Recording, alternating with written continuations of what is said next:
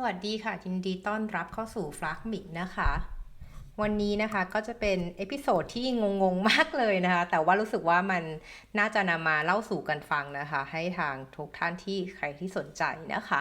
ก็คือว่าเป็นเอพิโซดที่ตอนชื่อว่านักเรียนเยอรมันไปทำอะไรที่งานประจำปีของนักเรียนไทยในประเทศอังกฤษนะคะก็คือว่าเราไปอยู่ท่ามกลางหมู่ของนักเรียนอังกฤษที่กรุงลอนดอนเมื่อวันที่10-11กุมภาพันธ์ที่ผ่านมาได้อย่างไรนะคะเพราะว่าเอาจริงๆแล้วถึงแม้ว่าจะเป็นคนที่อยู่ในประเทศเยอรมันมาหลายปีเนาะก็คือเรียกว่าทั้งหมดเนี่ย8 ปีกว่าๆแล้วเนี่ยก็ไม่ค่อยได้ไปงานอะไรของสมาคมนักเรียนไทยในเยอรมนีมากนักเรียกว่าไม่เคยเจอท่านทูตไทยในเยอรมนีเลยแต่ได้ไปเจอท่านทูตไทยที่อังกฤษนะคะของประจำสถานทูตอังกฤษแทนนะคะก็จะเล่าที่มาที่ไปแล้วก็บอกเหตุผลแล้วกันว่าเราไปที่นั่นทำไมนะคะก็เกริ่นนำก่อนเลยว่าอันนี้ก็เป็นเคสที่เรียกว่ามีคอนเน็ชันของคอนเน็ชันเนาะก็คือมีน้องที่เคยไปที่ฝ้ายเคยไปทำงานทำแบบไปช่วยงานเป็นโค้ชเนาะเหมือนเป็นคนเป็นโค้ชในการสอนน้องๆในเรื่องของการทำ career path เนี่ยที่ไทยเนี่ยก็เคยช่วยน้องกลุ่มนี้ไว้เนาะแล้วน้องคนนี้เนี่ยเขาก็ทักมาว่าพี่ทางนักเรียนไทยที่อังกฤษเนี่ยเขากำลังหาคนที่รู้เรื่องความยั่งยืนเนี่ยเข้าไปพูดให้หน่อยอะไรเงี้ยที่เป็นเรื่องของ urbanization ทำนองนี้เราก็แบบให้ติดต่อมาแล้วกันก็ให้โทรให้ไลน์มาคุยกับพี่ได้ใช่ไหมคะซึ่งวันนั้นที่บอกเนี่ยก็มา31 มกราคือประมาณ31 มกราเลยที่ได้คุยกันครั้งแรกเนาะซึ่งก็รู้สึกว่าก็เห็นบอกว่าวันที่11 กุมภาคืองานแต่ได้คุยกับน้องในวันที่31 มกราเราก็คิดว่าก็ไม่เป็นไรเพราะยังไงมันก็มีเวลา10 กว่าวันเนี่ยแล้วก็คงเป็นออนไลน์เนาะทีนี้สิ่งที่เรียกได้ว่าวันที่ได้คุยกันจริงว่าสรุปยังไงตอนอ่านไลน์แล้วเราก็งงๆเพราะว่าวันที่29เนี่ยคือวันที่ทักคุยกันทางไลน์ก็เห็นในนั้นว่าแบบน้องเขาบอกว่าให้ไปต้องไปที่กรุงลอนดอนเลยนะแล้วก็แบบหืมหรอแต่นี่ยูเพิ่งบอกแล้วเมื่อวันที่29 มกราเนอะแล้วให้ไปวันที่11แล้วก็เวลาแค่10 กว่าวันเองแล้วประดานว่าวีซ่าของเราเนี่ยก็หมดแล้วคือวีซ่าของอังกฤษเนี่ยคือเมื่อปีที่แล้วเพิ่งหมดไปเมื่อเดือนธันวาอย่างเงี้ยค่ะก็เลยจะได้ไหมนะก็เลยโทรคุยคิดว่าคงไม่มีอะไรมากอย่างเงี้ยนะก็อาจจะนัดคุยกันเนี่ยก็คุยที่31 มกราแล้ว31 มกราแล้วที่31 มกราปุ๊บเนี่ยกว่าจะคุยรู้เรื่องว่าอะไรยังไงอะเนาะเออก็ก็ลองดูก็ได้เพราะว่าเนื้อหาคือว่าทางน้องของทีมนักเรียนไทยในประเทศอังกฤษเนี่ยสมาคมสามัคคีเนาะก็เป็นสมาคมนักเรียนไทยในประเทศอังกฤษเนี่ยเขาก็จะมีการจัดงานเหมือนเป็น career forum นะคะให้กับนักเรียนที่เรียนจบเนี่ยได้สามารถมีโอกาสในการหางานทำเนาะแล้วก็จะเป็นการเหมือนปีละครั้งก็จะมีบริษัทเนี่ยที่เป็นสปอนเซอร์เนี่ยเขาก็มาเหมือนมารีคูดเลยอะที่นักเรียนอังกฤษนักเรียนที่จบอังกฤษนะคะว่าถ้าอยากทำงานในบริษัทเนี่ยต้องทำอะไรบ้างมาสัมภาษณ์เตรียมการไปเลยพอเรียนจบแล้วจะได้มีงานทำเลยอันนี้ก็เป็นส่วนหนึ่งของ career path เนาะในขณะเดียวกันที่คู่ขนานกันไปเนี่ยก็คืองานที่เป็นงานแบบการสัมมนางานพูดคุยงานสปีชเนาะซึ่งอันนี้คือเป็นจุดที่เขาเชิญฝ้ายไปซึ่งตอนแรกเราฟังแล้วก็ให้เนื้อหาคือพูดเรื่องurban environment ก็คือเรียกว่าเป็นสิ่งแวดล้อมในระดับเหมือนเมืองเนาะเป็น urbanization การทำเมืองให้ยั่งยืนอย่างไรอะไรอย่างเงี้ยค่ะซึ่งฟังแล้วก็มันก็เราก็พอรู้เพราะว่าเราก็ทำงานกับธุรกิจเนาะที่เป็นผู้อสังหาหรือเป็นผู้ที่อยากจะดูแลเรื่องของการทำโลจิสติกของเมืองให้มันดีอะไรอย่างเงี้ยค่ะก็พอได้เนาะแต่พอแต่ก็ต้องบอกไม่ได้ถนัดมากนักทีนี้พอคุยกันกับน้องก็เลยเข้าใจก็เลยทราบถึงเนื้อหาว่าตอนแรกสปีกเกอร์เนี่ยที่จะเห็นได้ว่าในภาพนี้ก็จะมีสปีกเกอร์หลายท่านใช่ไหมคะที่วางไว้ก็มีทั้งคุณไอติมนะคะมีทั้ง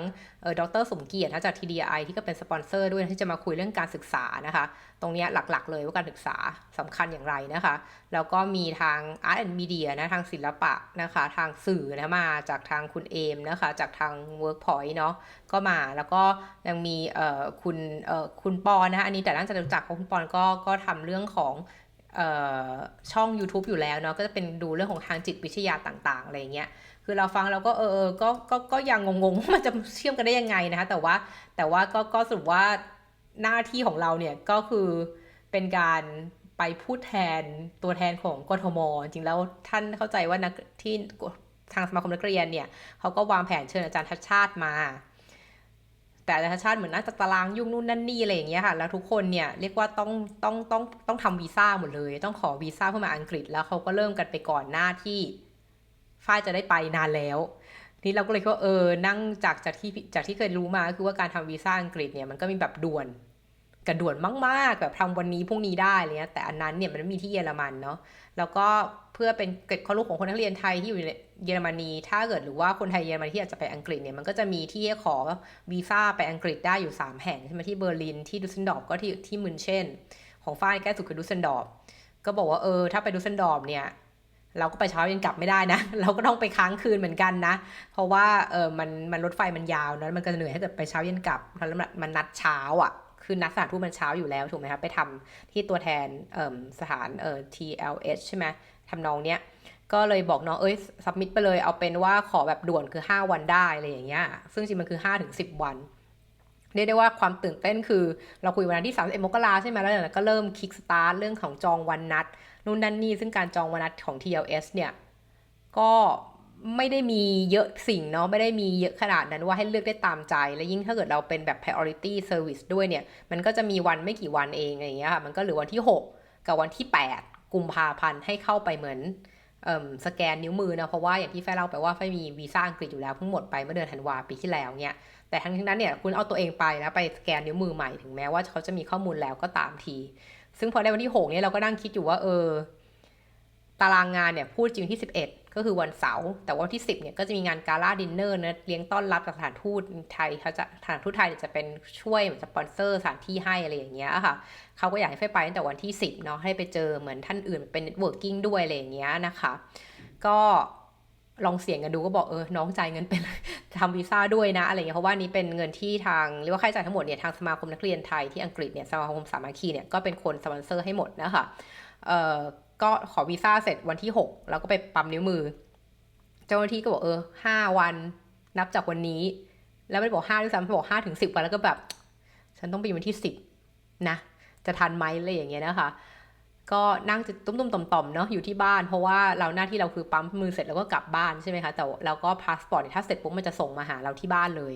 เราก็แบบพยายามนั่งเช็คอีเมลทุกวันว่ามันมาหรือยังนู่นนั่นนี่นะคะวันเรียกว่าวันอังคารไม่มีวันพุธก็ยังไม่มาพฤหัสมีการบอกว่ามันออกส่งมาแล้วนะอะไรอย่างเงี้ยเริ่มเรียกว่าผ่านกระบวนการและกำลังส่งออกมาแล้วก็โอเคจะส่งมาถึงเมื่อไหร่นะแล้วพอวันพฤหัสที่ว่าเนี่ยจำได้ไหมคะวันพฤหัสที่9หรือที่8 9 10เนี่ยชาว DHL หรือว่าชาวปุตไปรษณีย์ประท้วงที่จะเห็นข่าวว่ามีหลายๆคนบอกว่าการส่งแม่ค้าส่งของเนี่ยก็ให้บอกลูกค้าด้วยนะตอนนี้เหมือนไปรษณีย์ประท้วงกันอาจจะได้ของช้าเราก็เริ่มกังวลแล้วว่าจะนานไหมแบบเดี๋ยวจะประสาทจะกินนะงานก็ต้องทำนะอยู่ที่บ้านนี้ใช่ไหมคะแต่ว่าก็ระหว่างนั้นก็รอวันที่10เนี่ยพอวันศุกร์เนี่ยเราก็นั่งเรียกว่ากดรีเฟซของ DHL ตลอดเลยว่าอยู่ในแล้วมันก็จะมีการเอาเดี๋ยว6 โมงเช้าเนี่ยออกมาจากสถานที่ส่งของดุสเซนดอร์ฟแล้วนะกำลังมาถึงโซนกระจายนู่นนั่นนี่แล้วก็หลังจากนั้นก็ไม่มีการอัปเดตอีกเลยบอกแค่ว่า6 โมงเช้าเนี่ยออกมาจากตรงนั้นแล้วนะคะเหมือนบัสเซียออกมาแล้วก็แบบทันไหมนะทางน้องที่เป็นโคเนเตอร์ก็บอกว่าพี่ฝ้ายพี่ได้พาสปอร์ตเลยบอกหนูได้กดซื้อตั๋วเครื่องบินทันทีถ้าพี่ได้เพราะฝ้ายก็บอกว่ายังไม่อยากให้ซื้อตั๋วเครื่องบินแล้วก็โรงแรมก็ยังไม่ให้จองด้วยเพราะว่าไม่แน่ใจว่าจะได้บินวันไหนเนาะอะไรอย่างเงี้ยเพราะจองวันมันตอนนี้มันแคนเซิลไม่ได้แน่นอนนะคะก็สรุปว่าตอนเที่ยง 20เสียงกริ่งดังนะคะโหดีใจมากก็DHL ก็บอกว่าคุณต้องลงมาเซ็นชื่อนะอะไรอย่างเงี้ยก็รีบเรียกว่าลงลิฟต์ลงไปเลยอะไรอย่างงี้ใช่ไหมแล้วก็พอเที่ยง20เนี่ยพอได้พาสปอร์ตปุ๊บเนี่ยก็บอกน้องเลยไลน์พร้อมทันทีเลยว่าแบบน้องคะช่วยซื้อตั๋วเครื่องบินเลยพอเที่ยง41นะคะตั๋วเครื่องบินมาและส่งมาทางไลน์แล้วว่าขึ้นได้แบบซื้อเรียบร้อยแล้วเราก็เช็คอินออนไลน์ในระหว่างนั้นแล้วก็เรียกแท็กซี่เลยคือในระหว่างที่อยู่ในรถแท็กซี่เนี่ยคือตั๋วเครื่องบินเนี่ยก็ล็อกอินเรียกว่าเช็คอินเลยในแท็กซี่เลยค่ะคือเที่ยง41เนี่ยก็เรียกแท็กซี่ให้ไปส่งที่แอร์พอร์ตนะคะเรียกจากเมืองกรีเซนเลยนะคะก็ประมาณ75 ยูโรแค่ค่าแท็กซี่ขาไปเนาะแล้วก็ที่41ได้ตั๋วเครื่องบินนั่งแท็กซี่ถึงแอร์พอร์ตนะคะค่อนข้างเร็วมากก็คือว่าภายในบ่ายโมง37เนี่ยถึงแอร์พอร์ตแล้ว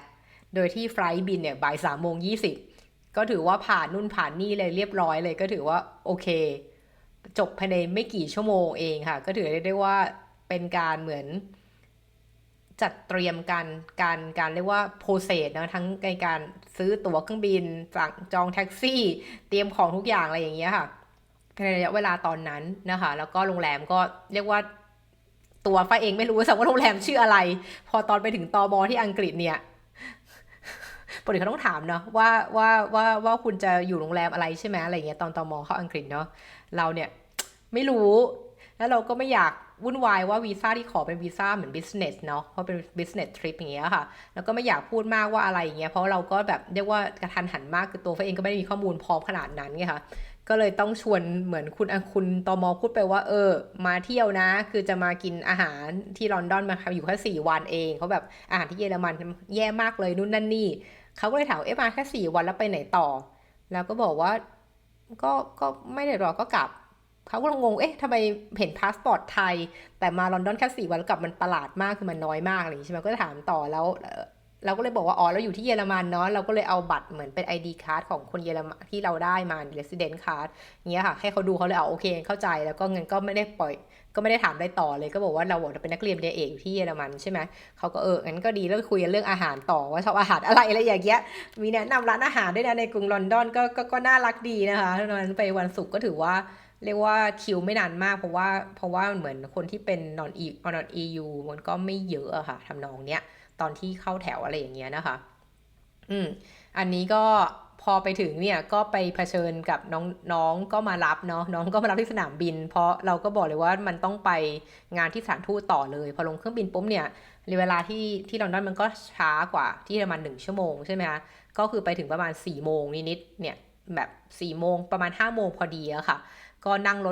รถไฟหวานเย็นเนาะจากสนามบินฮีทโธรเข้าตัวเมืองก็เรียกว่าสักไปชั่วโมงกว่าๆอะไรอย่างเงี้ยได้มั้งคะก็ไปเปลี่ยนเสื้อผ้าที่แถวอยู่ทาวเวอร์ฮิลเนี่ยเพราะว่าน้องบอกว่าตอนแรกเราก็แบบกางเกงยีนรองเท้าผ้าใบเนาะน้องก็พี่คะงานที่สถานทูตต้องฟอร์มอลนิดหนึ่งก็ต้องใส่สูทไปอะไรเงี้ยเราก็แบบตอนแรกนึกภาพออกว่ามันฟอร์มอลขนาดไหนแล้วก็งงๆว่าทำไมต้อง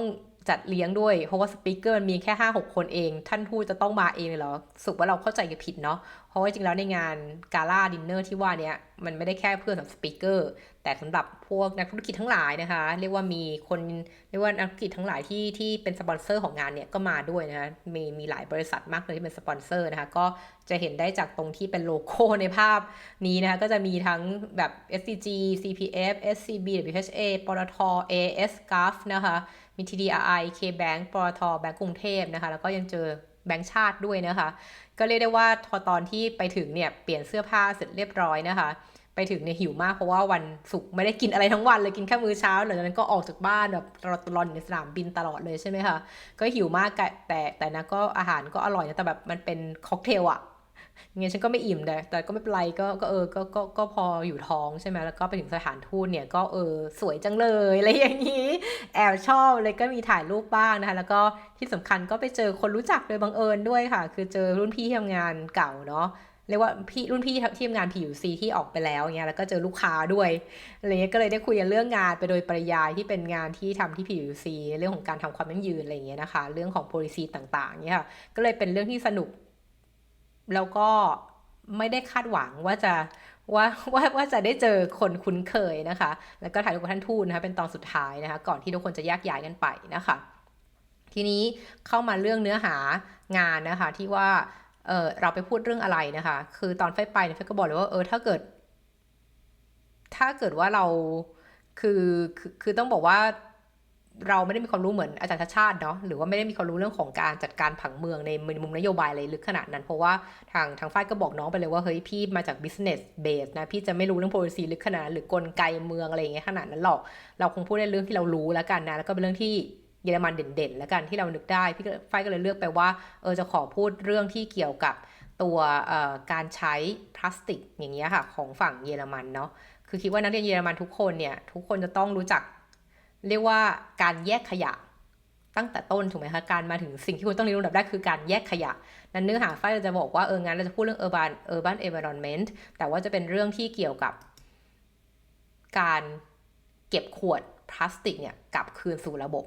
อันนี้ต้องแยกแยะให้ชัดนะคะว่าอันนี้ที่เราพูดถึงเนี่ยเราพูดแค่เรื่องของว่าเวลาขวดเพชรเนี่ย ที่เป็นขวดสามารถนำมารีไซเคิลได้เนี่ยมันก็ต้องมีระบบการจัดเก็บเนาะว่าพอคุณขายออกไปแล้วคนทิ้งขยะปุ๊บเนี่ยแล้วมันจะกลับมาหาเข้าระบบในการไปรีไซเคิลได้อย่างไรซึ่งอันนี้น่าสนใจมากนะคะเพราะว่าเคสของเยอรมันเนี่ยเป็นเคสที่ทำผลงานได้ดีกว่าชาวบ้านเขาในประเทศใกล้เคียงกันนะคะแล้วก็มีคำถามคือเขาทำได้ยังไงเนาะคำถามคือทำไมคนถึงแยกขยะได้อันดับแรกเลยขั้นต่ำทำไมคนถึงแยกขยะได้ทำไมขวดพลาสติกที่เป็นขวดเพชรเนี่ยมันกลับมาถูกระบบได้เยอะขนาดนี้อันนี้คือเป็นใจความที่ฝ้ายก็บอกน้องไปว่าฝ้ายคงจะคุยในเรื่องประมาณนี้เนาะเพราะว่ามันก็พอเกี่ยวธุรกิจที่เป็นลูกค้าของ PUC ที่ก็พยายามจัดการเรื่องของการทำการแยกขยะแล้วก็รีไซเคิลนะคะทีนี้การจากที่พูดเกินไปนะคะการซีเควนต์การสปีกิ้งเนี่ยหรือว่าการคนแชร์ริ่งเนี่ยในงานนี้น่าสนใจมากถึงแม้ทุกคนส่วนใหญ่จะเป็นคนไทยนะแต่ว่าเราพูดเป็นภาษาอังกฤษหมดเลยแม้แต่การ Q&A ก็เป็นภาษาอังกฤษนะคะซึ่งก็ทุกคนน่าจะรู้นะว่าภาษาอังกฤษของฝ้ายก็ไม่ค่อยมั่นใจขนาดนั้นแต่ว่าก็โอเคแหละก็คงพอถูถ่ายอะไรเงี้ยแต่ก็เรียกได้ว่าก็ไปก็มีความ challenge อยู่บ้างเหมือนกันนะคะแล้วก็คำถามเนี่ยจากพาเนลเนี่ยมีอาจารย์กนกรัตน์นะคะก็เป็นอาจารย์กนกรัตน์ก็ไปด้วยนะจากรัฐศาสตร์จุฬาเนี่ยอาจารย์กนกรัตน์ก็ยังยกมือถามคำถามเลือกถามยากมากเลยอันนี้ไม่แน่ใจว่าทางสามัคคีสมาคมเนี่ยเขาจะมีคลิปของวันนั้นออกมาให้ชมย้อนหลังหรือเปล่านะคะแต่ว่าเป็นคำถามในเรื่องของเรียกว่าภาพใหญ่เลยว่ารัฐบาลเยอรมันเนี่ยเขาจัดการเรื่องของโลกร้อนมีแผนจัดการเรื่องโลกร้อนอย่างไรแล้วก็เรื่องพรรคกรีนพรรคหลายๆอย่างพรรคการเมืองเยอรมันเนี่ยเขามีกลไกในการจัดการเรื่องปัญหาอย่าง climate change อย่างเงี้ยในภาพใหญ่ที่เป็นสิ่งแวดล้อมเนี่ยยังไงบ้างอย่างเงี้ยค่ะแล้วก็มีน้องๆคนอื่นที่ถามเรื่องของการที่บอกว่าเรื่องของการทำ stakeholder engagementในการทำเรื่องความยั่งยืนเนี่ยมันมีความยากง่ายอย่างไรนะคะก็เลยสนุกดีเหมือนกันว่าเป็นการไปแชร์ริ่งที่กึ่งว่าสุดท้ายแล้วในช่วงแรกเราก็พูดเรื่องของสิ่งที่เราเตรียมมา20นาทีก็ไป Q&A จากนั้นใช่ไหมคะแล้วพอหลังจากนั้นเนี่ยช่วงบ่ายหลังจากสปีกเกอร์ทั้งหมดพูดครบแล้วอะค่ะทั้งหมด 5-6 ท่านเนี่ยก็จะเป็น panel discussion ที่ก็เป็นการโยนไอเดียเนาะเรื่องของทำอย่างไรให้เรามีความหวังมากขึ้นตรงนี้เข้าใจว่าเด็กๆปัจจุบันเนี่ยอาจจะเรียกว่าเหมือนสิ้นหวังในชีวิตเนาะอะไรว่าแบบเหมือนอนาคตดูมันผันผวนดูมันไม่รู้จะยังไงต่อดูแบบโลกก็ดูงงๆโลกประเทศไทยตอนนี้ก็มีปัญหาเรื่องฝุ่นพิษเนาะอากาศที่สุดทุกวันก็เป็นพิษต่อตัวเองเงี้ยค่ะเราชีวิตเราจะอยู่ยังไงในอนาคตยิ่งถ้าน้ำท่วมอีกอะไรอย่างเงี้ยค่ะมันก็เลยเป็นที่มาของคำว่าคีย์เวิร์ดคือคำว่า hope ทำยังไงให้เรามีความหวังเงี้ยนะคะคุยกับน้องๆที่กำลังเรียนจบเนาะแล้วก็มีการคุยเรื่องความรับผิดชอบนะที่มา hope and responsibility นะคะที่ว่าเราทำอะไรได้บ้างนะคะแล้วก็ในเรื่องของการอาจจะเป็นการหา career path ที่ถูกต้องนะคะเพราะว่าหลังจากที่เราคุย panelist จบแล้วเนี่ยเรียกว่าก็เกินเวลาไปเยอะเพราะคุยกันนานเพราะมีคำถามนะคะจากน้องๆเยอะเงี้ยค่ะเราก็จบท้ายด้วยการที่ก็ยังคุยต่อนะคะก็เรียกว่าก็ยืนคุยกับน้องๆต่อที่เขาก็อยากจะสนใจเรื่องการทำงานด้านความยั่งยืนว่ามันมี career path อย่างไรบ้างนะคะพอน้องบางคนเนี่ยก็บอกว่าก็เรียนด้าน public policy นะเรียนเรื่องของการทำงานด้านsustainability ในภาพใหญ่ก็ไม่รู้ว่ามี career path อะไรรองรับอยู่บ้างที่ประเทศไทยก็เลยเหมือนเป็นการ PR บริษัทไปด้วยเลยว่าจริงๆที่ไทยก็มีหลายส่วนที่ทำงานเรื่องพวกความยั่งยืนอยู่นะคะโอเคอันนี้ก็คือเป็นการเล่าภาพรวมเนาะเดี๋ยวถ้าใครสนใจจะฟังต่อไฟพูดอะไรเดี๋ยวไฟเตรียมสไลด์มาเดี๋ยวพูดให้ฟังนะคะก็คืออันนี้คือเป็นสไลด์ที่เตรียมไว้นะคะก็คือการพูดถึงว่าสไลด์ค่อนข้างจะเรียกว่าเผามากคือนั่งทำตอนอยู่ที่สนามบินแหละค่ะคือนั่งทำตอนอยู่ที่สนามบินนิดนึงเนาะเขียนสตรัคเจอร์ไว้แล้วพอตอนกลางคืนเนี้ยค่ะพอวันที่10เนี่ยพองานการ์ดดินเนอร์เลยจบแล้วประมาณ3 ทุ่มเนี้ยจบแล้วก็กลับโรงแรมใช่ไหมคะแล้วก็นั่งทำสไลด์นี่แหละ1 ชั่วโมงประมาณสัก4-5 ทุ่มเนี่ยก็ส่งไปให้น้องที่ต้องเตรียมพรีเซนต์ค่ะก็คือเลยค่อนข้างเผาๆหน่อยเนาะรูปแรกเนี่ยค่ะก็เป็นเรื่องของการหน้าปกก็คืออันนี้เป็นรูปที่ฝ้ายถ่ายเองนะแต่จากร้านคาเฟ่ที่ไปชอบที่แฟรงก์เฟิร์ตเนาะก็ดูเขียวๆดีจะได้ไม่ต้องละเมิดลิขสิทธิ์อะไรหลายแหล่จากภาพที่มันมีอยู่นะของแคนวาสนะคะแล้วก็ส่วนต่อมาเนี่ยฝ้ายก็เชฟเนาะไอเดียว่า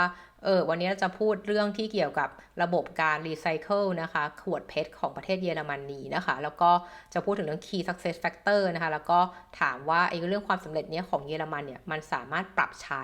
กับประเทศไทยได้อย่างไรบ้างนะคะซึ่งอันนี้ก็จะเป็นค่ะ3คีย์หลักนะที่พยายามจะที่ตอนนั้นก็เตรียมไว้เพื่อพูดให้จบใน20 นาทีนะคะ ตรงนี้เป็น about me นะทุกคนน่าจะรู้อยู่แล้วนะคะ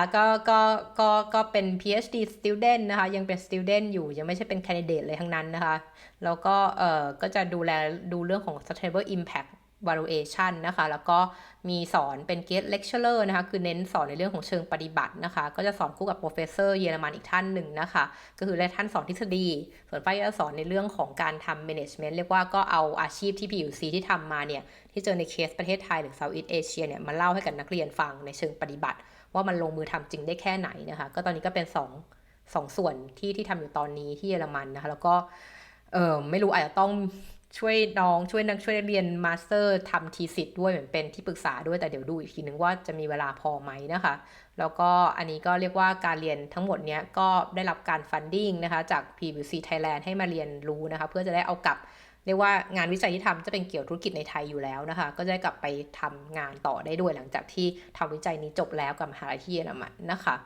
แล้วก็เรียนโทเรียนที่เยอรมันนะคะที่ลูเนบูร์กนะคะเมืองน่ารักมากทางตอนเหนือของเยอรมนีนะคะแล้วก็เบชเลอร์เนี่ยก็เรียนบัญชีจุฬานะคะซึ่งเป็นออดิเตอร์เลยนะคะอันนี้ก็เป็นประวัติคร่าวๆเผื่อใครยังไม่ทราบนะคะรูปประกอบแล้วรูปจากตอนที่ไปเที่ยวออกฟอร์ดนะคะไปงานรับปริญญาเพื่อนเมื่อปีที่แล้วมาแปะไว้นะคะโอเค Sustainable City นะคะคืออะไรนะคะก็คือเราก็บอกว่าฝ้ายก็อยากจะพูดว่าจากที่อยากสรุปเบื้องต้นเลยง่ายๆเลยว่าจากที่พูดทั้งหมดเนี่ยในเรื่องของการทำ urban environment ให้มีความยั่งยืนเนี่ยมันเริ่มจากการศึกษานะมันเริ่มจากการศึกษาแล้วก็เรื่องของการร่วมมือกันกับ stakeholder หลายๆภาคส่วนคือไม่มีใครเป็น one man show ในเรื่องของการทำความยั่งยืนนะคะแล้วก็ไม่ใช่เรื่องที่คุณจะมาบังคับหรือแปะหรือมีการให้ตาสแตมป์แล้วบอกว่าคุณยั่งยืนแล้วอันนี้ไม่ใช่เลยนะคะมันต้องมีทั้งการร่วมมือมันต้องมีเวลานะคะที่คุณต้องใช้ในระดับหนึ่งแล้วก็ต้องมีเรื่องการศึกษาที่เริ่มตั้งแต่วัยเด็กเลยนะคะเนื้อหาก็คือว่าอยากให้ทุกคนคิดว่าคนไทยคงจะคุ้นเคยกับภาพโฆษณาลักษณะที่ว่าน้องเต่าหรือน้องสัตว์ทะเลหลายตัวเนี่ยจะชีวิตที่ต้องเสียชีวิตไปเพราะ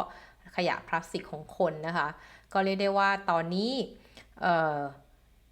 คนไทยน่าจะคุ้นเคยกับเรื่องของหลอด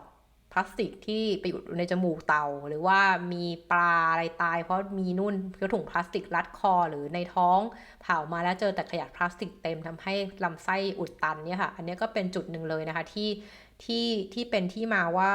อยากให้ทุกคนที่มองว่าเรื่องของ climate change หรือเรื่องของสิ่งแวดล้อมเนี่ยมันเป็นเรื่องที่ใหญ่เกินกว่าคนหนึ่งคนจะแก้ไขได้เนี่ยอันเนี้ยไม่จริงเลยนะคะคือทุกคนมีศักยภาพในการเป็นส่วนหนึ่งของการช่วยแก้ปัญหาหรือช่วยลดทอนปัญหาการที่คุณไม่ทำอะไรเลยหรือเพิกเฉยเนี่ยเพราะคิดว่าเราไม่มีแรงพอตัวเราไม่ใหญ่พอเสียงเราไม่ดังพอเนี่ยเป็นความคิดที่ไม่ถูกต้องเลยนะคะเอายกตัวอย่างง่ายแค่เอาเรื่อง food waste หรืออาหารเหลือทิ้งเนี่ยคุณสามารถทำได้นะโดยกินให้หมดหรือถ้ากินไม่หมดคุณก็เก็บไว้ทานต่อไปเลยทำนองเนี้ยหรือว่าถึงเอาง่ายๆแค่การไปกินบุฟเฟ่เนี่ยคือตักให้พอกินอะถ้ากินไม่ถ้ายังหิวอยู่ก็ไปตักใหม่อันนี้เห็นได้ว่ามันคือเริ่มที่ตัวเองได้นะดังนั้นเนี่ยต้องบอกว่าการที่บอกว่าตัวเราเล็กเกินไปจนไม่สามารถแก้ปัญหาเรื่องโลกร้อนที่ดูเป็นภาพใหญ่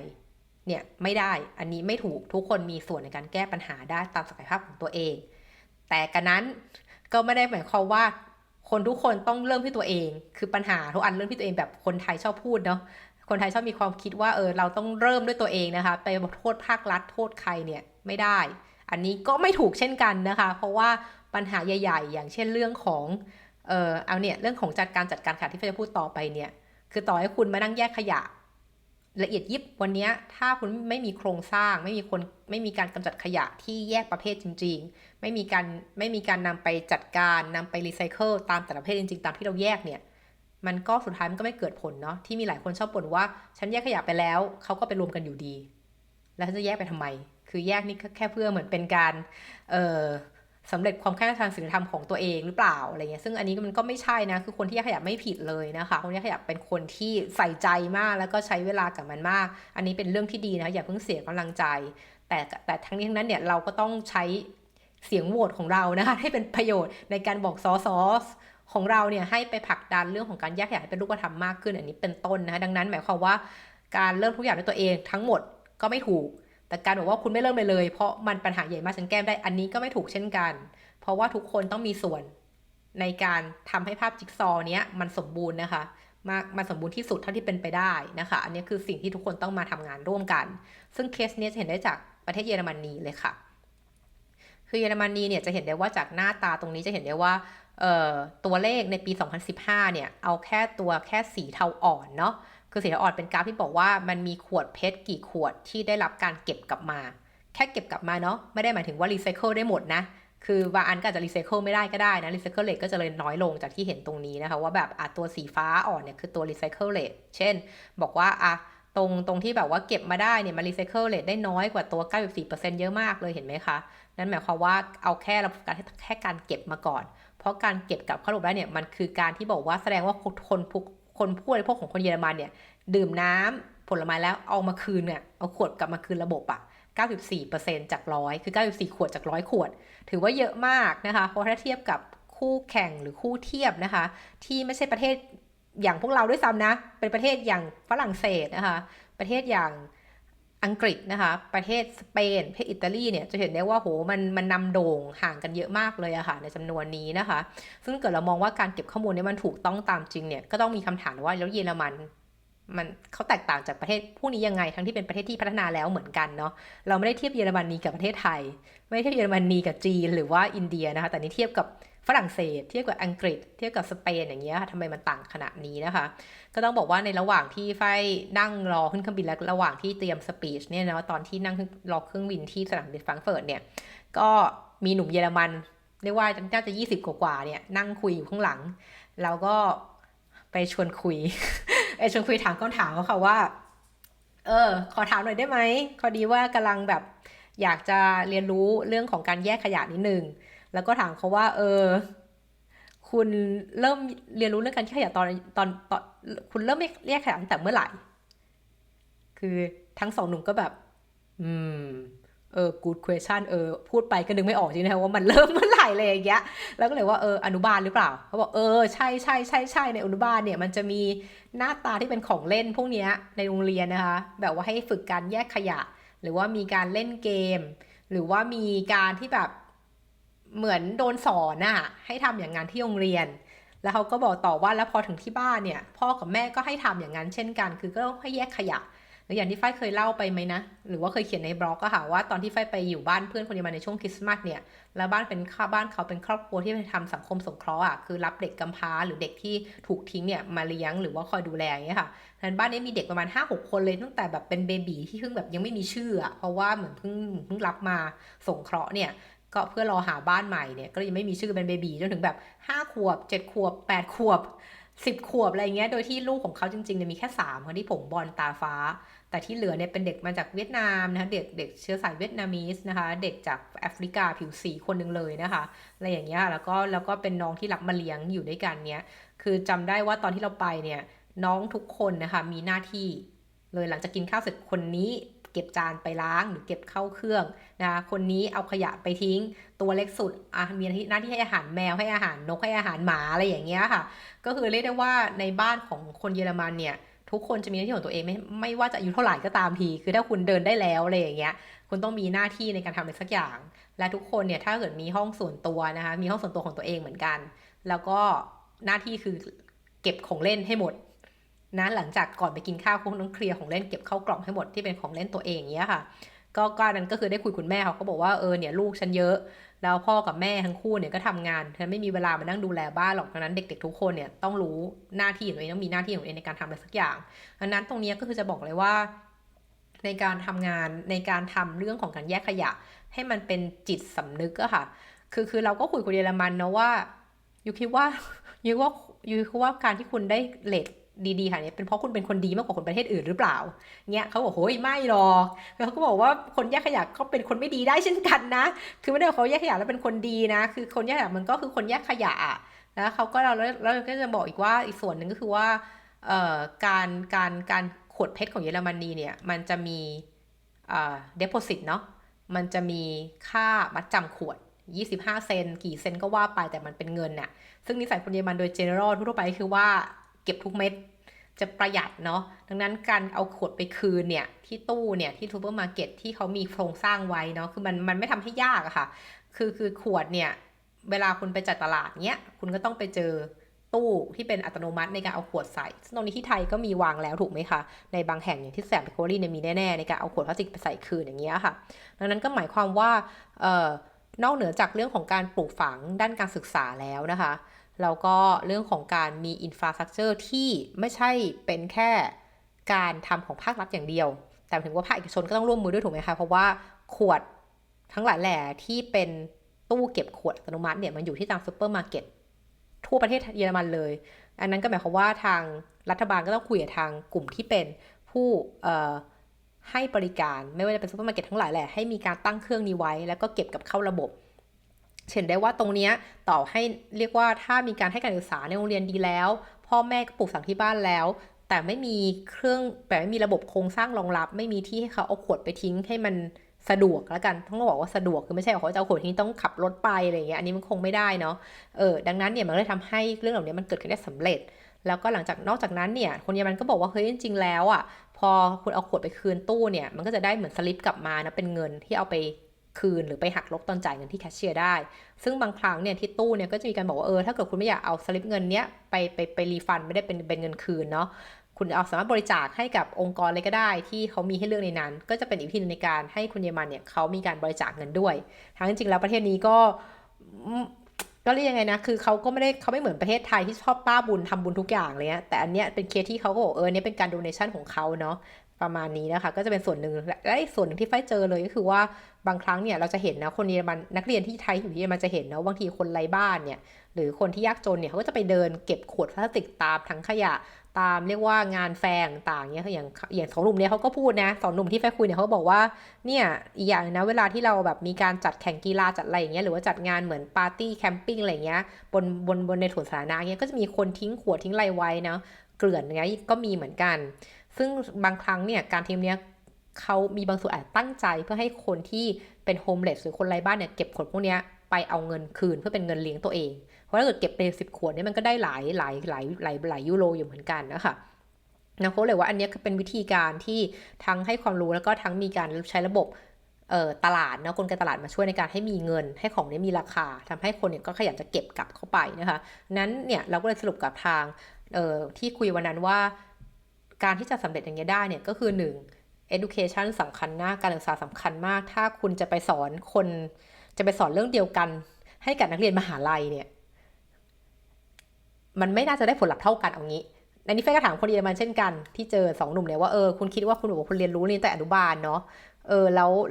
หลังจากนั้นเนี่ยถ้าคิดว่าคุณคิดว่าถ้าเกิดเขามาสอนโรงเรียนมาสอนเรื่องการแยกขยะตอนอายุ20เนี่ยคุณคิดว่ามันจะสำเร็จไหมคุณคิดว่าผลลัพธ์จะเป็นยังไงเขาบอกเขาคงไม่เขาคงติดนิสัยในการทิ้งขยะไม่เป็นที่เป็นทางมาตั้งนานแล้วตั้ง20 ปีแล้วให้มาเปลี่ยนตอนอายุ20ก็คงไม่ได้อย่างเงี้ยค่ะนี่ก็เลยเป็นจุดหนึ่งที่มองว่าการศึกษาเนี่ยก็สำคัญด้วยว่ามันต้องเริ่มตั้งแต่เด็กเนาะไม่ใช่มาสอนตอนโตที่มันเหมือนเป็นไม้แก่ดัดยากแล้วอย่างเงี้ยค่ะอันนี้ก็เป็นจุดที่รัฐบาลเนี่ยต้องเป็นคนทำในเคอริคูลัมในหลักสูตรการเรียนการสอนต้องมีสอนตั้งแต่เด็กไม่ใช่มาสอนตอนโตแล้วนะคะเพียงแต่ว่าการสอนต้องค่อยๆเปลี่ยนระดับไปเด็กๆอาจจะไม่รู้หรอกว่าแยกไปทำไมแล้วโตมาค่อยสอนว่าแยกไปเนี่ยเพราะมันจะก่อให้เกิดประโยชน์อย่างไรมันดีต่อสิ่งแวดล้อมมันอะไรยังไงต่อเนี่ยก็คือเป็นการค่อยๆให้ความรู้ความเข้าใจที่เหมาะกับระดับอายุระดับช่วงวัยของแต่ล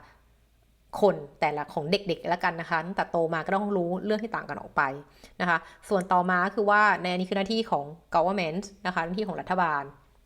และหน้าที่ของฝั่งที่เป็น cost sector นะคะก็คือเรียกว่า private sector นะคะไม่ว่าจะเป็นทั้งผู้ผลิตนะคะที่ก็ต้องพยายามทำให้ขวดเนี่ยมันรีไซเคิลง่ายที่สุดนะคะทั้งกลุ่มซูเปอร์มาร์เก็ตนะที่เป็นตัวคล้ายเป็นตัวกลางในการเป็นพื้นที่นะคะในการทั้งคนมาซื้อขวดไปและรับขวดกลับอันนี้ก็เป็นส่วนหนึ่งที่เป็นร่วมมือกันนะคะแล้วก็ทั้งบริษัทที่รับทำรีไซเคิลนะคะแล้วรีไซเคิลขวดเนี่ยเขาจะเชื่อมโยงกันยังไงทำให้โลจิสติกทั้งหมดเนี้ยมันอยู่ในลูปที่ไม่มีการให้ขวดพลาสติกหลุดออกไปจากระบบเป็นต้นนะคะแล้วก็สุดท้ายเนี่ยมันก็คือเรื่องของ awareness ของแต่ละคนเนาะต่อให้ถ้าเกิดว่ามีการเรียนการสอนที่ดีแล้วมีโครงสร้างพื้นฐานที่รองรับเต็มพอแล้วมีใช้กลไกตลาดเข้ามาภาคธุรกิจก็ออกโปรดักต์ต่างๆมาช่วยแล้วแต่เราแบบไม่ใส่ใจเรื่องนี้มันก็ไม่สำเร็จนะคะดังนั้นตรงนี้ก็จะเป็นคำถามกลับไปที่ไฟทิ้งท้ายในตอนพูดว่าถ้าคุณอยากถามว่าประเทศไทยเนี่ยต้องทำอะไรต่ออันนี้คือคำตอบเนี่ยคือคำตอบเลยว่าภาครัฐทำหรือยัง นะคะภาคธุรกิจทำแค่ไหนแล้วและเราทุกคนเนี่ย aware เรื่องนี้หรือยังใส่ใจเรื่องนี้แค่ไหนได้มองไหมว่าผลกระทบของเราในวันหนึ่งเนี่ยมันส่งผลกระทบกับสิ่งแวดล้อมบ้างซึ่งมันต้องส่งผลกระทบอยู่แล้วนะคะเพียงแต่ว่าเราสามารถลดผลกระทบตรงนั้นได้แค่ไหนอันนี้ก็เป็นจุดที่เราทิ้งท้ายไว้ในตอนพูดคุยวันนั้นนะคะซึ่งก็สนุกดีเหมือนกันเพราะจากคุยเสร็จก็มีการพูดคุยต่อนะคะว่าน้องๆเป็นยังไงอะไรน้องๆทำเรียนที่นี่เป็นไงบ้างก็มีการเมาส์มอยกันหลังจากนั้นนะคะทีนี้พอวันกลับเนี่ยฝ้ายก็จะกลับวันที่13เนาะวันจันทร์ที่13ก็เจอแจ็คพอตอีกค่ะอังกฤษไม่ยอมปล่อยฉันไปก็ให้อยู่ต่อนะคะเพราะว่าเหมือนกับว่าในไฟบินไฟวันที่23เนี่ยวันจันทร์ที่23เป็นไฟสุดท้ายเลยคือทุ่มหนึ่งก็จะมาถึงที่ประมาณ3-4 ทุ่มอย่างเงี้ยค่ะกลายเป็นว่าเหมือนวันนั้นเนี่ยมันมีอุบัติเหตุเกิดขึ้นในถนนที่มันมุ่งมาสู่สนามบินนะเป็นสนามบินลอนดอนซิตี้นะคะเงินไฟบินจากสนามบินลอนดอนซิตี้ไม่ใช่ฮิตโตรเงี้ยคือเหมือนถนน A13 อะไรอย่างเงี้ยค่ะที่เป็นทางขับรถมาที่สนามบินเนี่ยมีอุบัติเหตุใหญ่เกิดขึ้นนะทำให้รถมันติดขัดและกลายเป็นว่านักบินสจ๊วตแอร์ทุกคนเนี่ยตู่ถนนเส้นนั้นหมดก็เลยมาถึงสนามบินไม่ทันเวลาไฟก็เลยแคนเซิลก็เลยต้องนอนโรงแรมที่นั่นต่อเหมือนก็จองมาโรงแรมมาริออตต่ออีกคืนนึงอะไรอย่างเงี้ยแล้วก็ให้รอเรียกว่าคืนเงินจากทาง British Airways ตอนนี้ก็ยังไม่ได้คืนนะคะคืออันนี้ส่งเรื่องทำใบเสร็จอะไรให้หมดแล้วแต่ว่าก็ยังไม่ได้เงินคืนนะคะก็เดี๋ยวต้องไปตาม British Airways ต่อนะคะแต่ว่าเขาก็มีเรียกว่าระบบในการ reimbursement ค่อนข้างง่ายอยู่เหมือนกันค่อนข้างง่ายคือทำเองใส่ข้อมูลเองได้หมดเลยนะคะก็นี้ก็เป็นการเล่าประสบการณ์ที่ได้ไปอังกฤษแบบงงๆก็ได้ไปเจอน้องๆนะคะได้ไปเข้าใจนะคะว่าน้องๆเขาเรียนอะไรอยู่ที่อังกฤษบ้างนะคะแล้วก็ไปได้ความรู้จักคนใหม่ๆนะคะแล้วก็ได้ไปเที่ยวลอนดอนอีกรอบนะคะซึ่งก็สนุกดีนะคะเพราะว่าคิดถึงอาหารที่นู่นเนาะก็จะมีร้านก็เรียกว่าอาหารนี่ก็สู้ที่ไทยไม่ได้นะแต่ว่าที่ลอนดอนก็ดีกว่าที่เยอรมันนะคะอย่างน้อยๆในมุมมองนะคะก็มีอะไรอร่อยให้กินเยอะกว่าอะไรอย่างเงี้ยแล้วก็หรือว่าอย่างน้อยเมืองฝ้ายที่ฝ้ายอยู่ที่กรีเซนเนี่ยมันก็อับจนเหลือเกินคือเรียกว่า Uber Eats อะไรก็ไม่มีสั่งอาหารก็มีน้อยเหลือเกินอะไรอย่างเงี้ยให้เลือกนะคะก็เลยรู้สึกว่าไปที่นั่นก็เหมือนได้ไปสูดอากาศบริสุทธิ์ไหมเรียกว่าไปได้กินอาหารอร่อยๆแล้วกันนะคะแล้วก็ที่ชอบคือว่าร้านกาแฟหลายแห่งเนี่ยก็ค่อนข้างมี Wi-Fi ที่ใช้งานได้ดีเลยนะคะแล้วก็มีตอนนึงก็นั่งทำงานนะคะระหว่างที่เรียกว่านั่งประชุมงานนะคะในร้านกาแฟซึ่งก็สะดวกสบายดีอะรู้สึกว่าต่อไปนี้เนี่ยการทำงานของเราเนี่ย